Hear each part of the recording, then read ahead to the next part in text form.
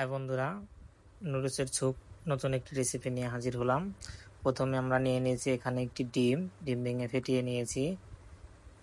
এখানে নিয়েছি কিছু পেঁয়াজ কুচি, কিছু মরিচ কুচি, কিছু আদা কুচি, কিছু রসুন কুচি। এখানে চুলায় তেল বসিয়ে দিয়েছি একটি কড়াইতে। তেলটা গরম হওয়ার পরে এখানে আমরা দিয়ে দিচ্ছি পেঁয়াজ কুচি, মরিচ কুচি, আদা কুচি ও রসুন কুচি।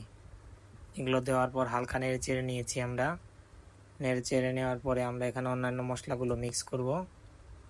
এখানে আমরা দিয়ে দিচ্ছি একটি ডিমটা আমরা আগে ফেটিয়ে রেখেছিলাম।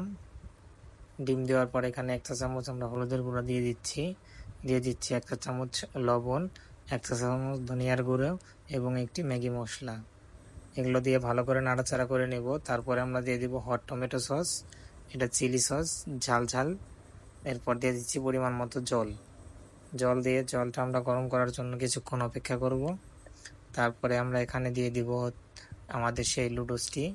একটি নুডলস ব্যবহার করেছি। এরপর আমরা স্যুপটা যাতে একটু ঘন ঘন হয় তার জন্য কর্নফ্লাওয়ার ব্যবহার করব। এখানে অল্প পরিমাণ কর্নফ্লাওয়ার নিয়েছি, জলের সাথে মিক্স করে আমরা এই স্যুপের ভিতরে দিয়ে দিলাম। স্যুপটা খেতে অনেক মজা হয়, কর্নফ্লাওয়ারটা দিলে একটু ঘন ঘন হয়। দেখুন আমাদের রান্নাটা প্রায় শেষের দিকে। এখন আমরা এটা নামিয়ে নেব। অনেক মজাদার একটি স্যুপ তৈরি হয়ে গেল খুব সহজে। ঝটপট 2 মিনিটে তৈরি করতে পারবেন।